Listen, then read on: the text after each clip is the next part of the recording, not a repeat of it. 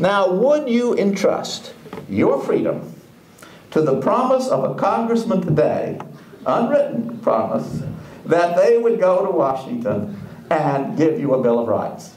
Yes or no? You couldn't even create a Bill of Rights today. There are so many vested interests. But they sat down methodically and did it.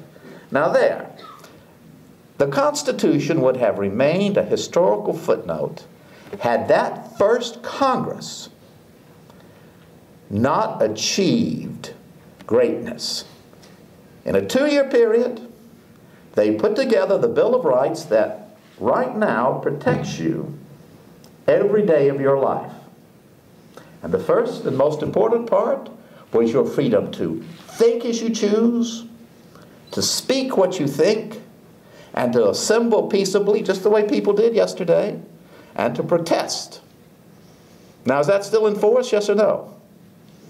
If I am arrested in the speed trap I live in out in the country called Newcastle, and they haul me away to the Newcastle jail, can I have a lawyer come and get me out, yes or no? Well, with my luck with lawyers, no, probably not, but you could.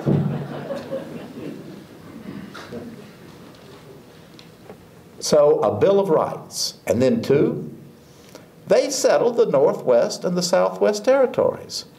The treaty with Britain had given us a vast territory out to the Mississippi.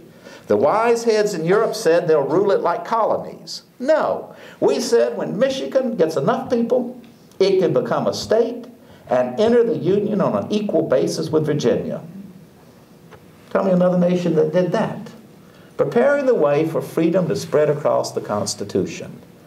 And then they settled that debt and mortgage crisis.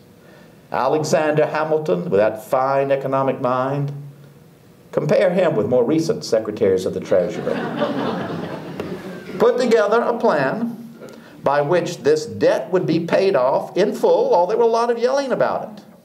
We had a debt as big in relative terms as our debt today. But it was paid off in real money and in such a way that this country established itself as the best place to put your money. And when the French Revolution broke out in 1789, investors in Europe poured money into this new country, laying the basis for a century of prosperity to come. Now, isn't that not an achievement for a 2-year Congress, a Bill of Rights? Michigan, and settling a debt and mortgage crisis in such a creative fashion. And then our next crisis, the American Civil War. Now, classical antiquity said you can have democracy like Athens and slavery. And many of the founders believed that. And they quoted Moses in the Old Testament and St. Paul in the New Testament. And they quoted Cicero and Aristotle to say that slavery could be condoned. And a man of the frontier, Abraham Lincoln, said it's just nonsense. He asked Senator Douglas, "Are you a Christian?" "Yes." "What's the golden rule say?" "What's it say?" "Do unto others you have them do unto you," correct? "Do you want to be a slave?" But we fought that Civil War, and I'd ask you to find another nation in history that fought such a bloody war with honor, and on both sides produced leaders like a Robert E. Lee and Abraham Lincoln. And when that war was over, Lee's soldiers went home with just their word that they would not take up arms again. And Robert E. Lee said, "It's over.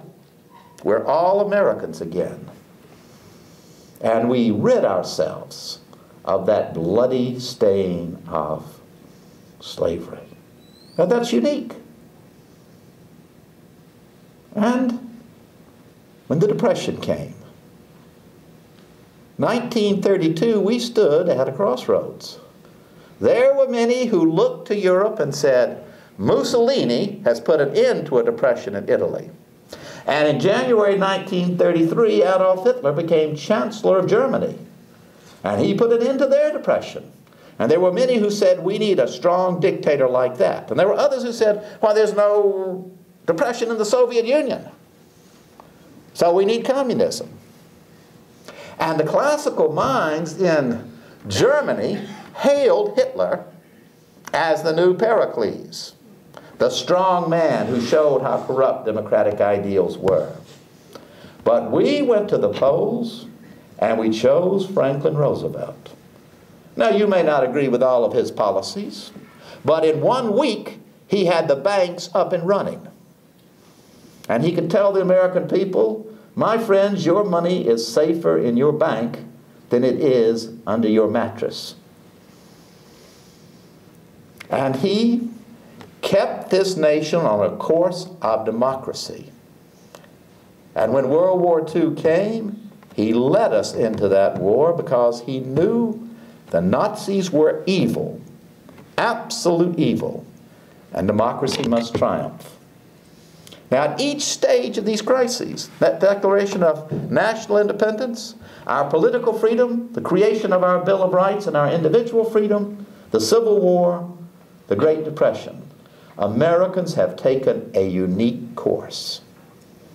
And still today, more people live in freedom because of what the United States has done than any other time in history. Now, were the founders of our country, were they more intelligent than we are? Yes or no? No. Did they have better educations? No. Did they have better communications? You tell me right there. Did they? Did they have better technology? Then why could they achieve a Constitution, a Bill of Rights, a Declaration of Independence, and we stay mired in failure? Because they were patriots. And they were willing to put aside bitter partisan divisions to work together as a country. Now this, I would say, that President Obama and Congress and you can all learn from classical antiquity.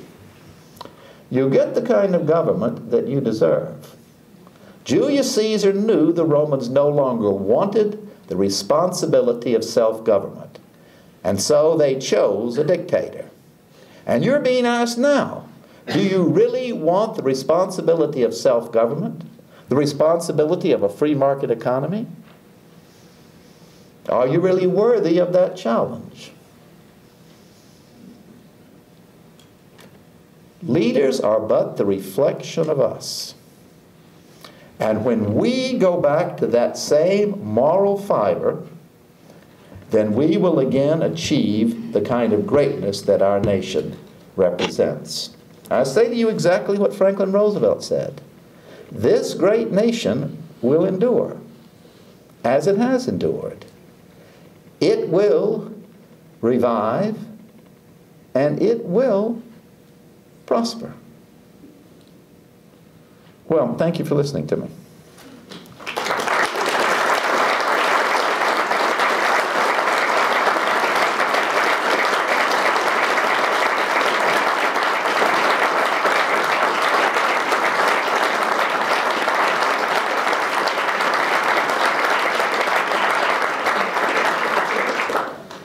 We now have a period of time for question and answer. Because of the requirements of C-SPAN, I would ask that you come to this microphone. Please do not ask your question from the audience. So, is there anybody here who has a question for Professor Fears? Please come forward.